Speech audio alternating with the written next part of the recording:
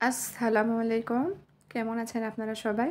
আশা করছি সবাই অনেক বেশি ভালো আছেন। সবাইকে আবারও একবার আমন্ত্রণ করছি সাদামাটা রান্নাঘর অ্যান্ড ব্লগসের আরেকটি নতুন ভিডিও দেখার জন্য। আজকে আমি আপনাদের মাঝে শুধুমাত্র 1 কাপ আটা দিয়ে হেলদি টেস্টি নাস্তা রেসিপি বা টিফিন রেসিপি নিয়ে হাজির হয়েছি। খেতে কিন্তু ভীষণ মজার। তো চলেন দেখি কথা না বাড়িয়ে তৈরির পুরো প্রস্তুত প্রণালী আপনাদের মাঝে শেয়ার করি। এখানে একটা বোল নিয়েছি। বোলের মধ্যে আমি হাফ কাপ মতো কুসুম গরম দুধ দিয়েছি। দুধের মধ্যে আমি হাফ চামচ মতো ইস্ট দিয়ে দিব। নেড়েচেড়ে একটু মিশিয়ে নিচ্ছি।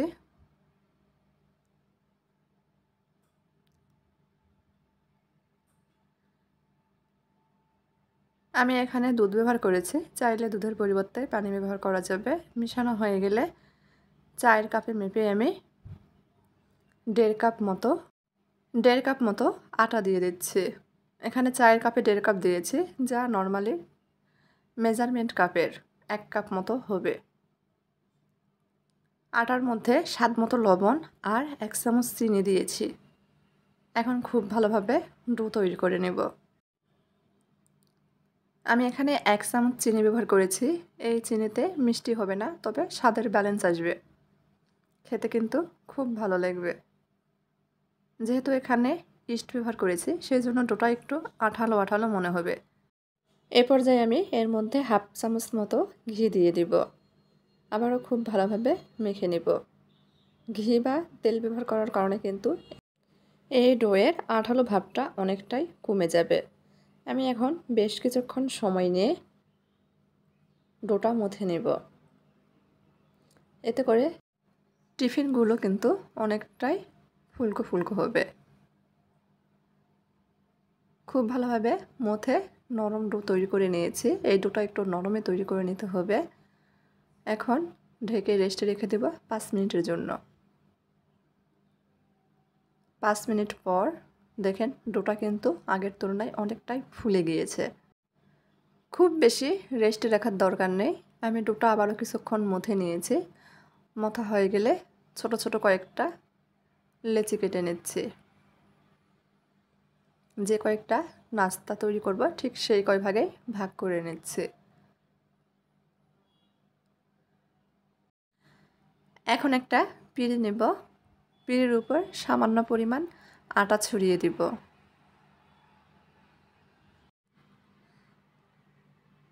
আর একটা লেচি নিয়ে হালকা হাতে বেলে নেব।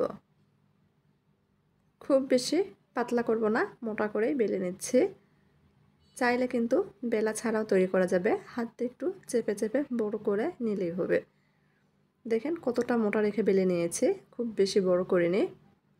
এখন এর উপরে আমি কিছুটা দুধ দিয়ে দিচ্ছি। চামচের পিছন দিক দিয়ে পুরো রুটির উপরে দুধটা মেখে নিচ্ছি। দুধ মেখে নেওয়া হয়ে গেলে এখানে উপর থেকে কিছুটা কালো জিরা ছড়িয়ে দিচ্ছি আর কিছুটা সাদা তিল ছড়িয়ে দিব। এতে করে নাস্তাগুলো খেতে কিন্তু ভীষণ ভালো লাগবে। তিল আর কালো জিরা দেওয়ার কারণে নাস্তাগুলো দেখতে যেমন ভালো লাগে, খেতেও কিন্তু ভীষণ ভালো লাগে। হাত দিয়ে একটু চেপে চেপে লেগে দিচ্ছে।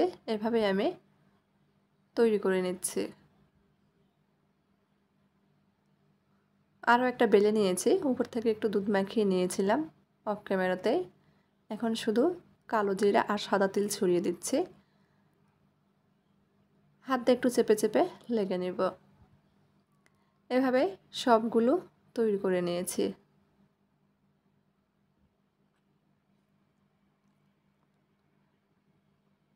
চুলার উপর ফ্রাই প্যান বসিয়ে দিয়েছি। ফ্রাই প্যানে আমি হাফ চামচের চেয়েও কম ঘি দিয়ে দিব। ঘিটা পুরো ফ্রাই প্যানে মেখে নিয়েছি। তৈরি করে রাখা নাস্তাগুলো দিয়ে দিব।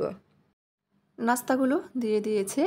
এখন চামচ দিয়ে আমি উপরে একটু ঘি মেখে নিচ্ছি, যেভাবে ব্রাশ করে নেওয়া হয় আর কি। খুব বেশি তেল বা ঘি দিয়ে ভাজার প্রয়োজন নেই।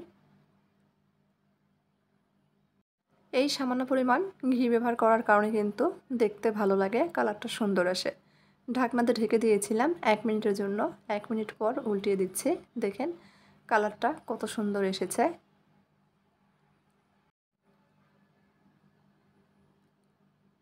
অপর পাশও কিছুক্ষণ সময় নিয়ে ভেজে নিব।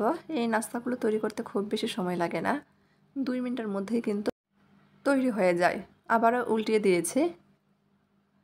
দেখেন কালারটা কত সুন্দর এসেছে। তৈরি হয়ে গেছে, উঠিয়ে নিব। এভাবে বাকি 2টি নাস্তা ভেজে নিব। একবার আপনারা ঘরে তৈরি করে দেখতে পারেন, ছোট থেকে বড়রা কিন্তু অনেক পছন্দ করবে। চাইলে বাচ্চাদের টিফিনও দিতে পারেন, তারা কিন্তু অনেক পছন্দ করবে।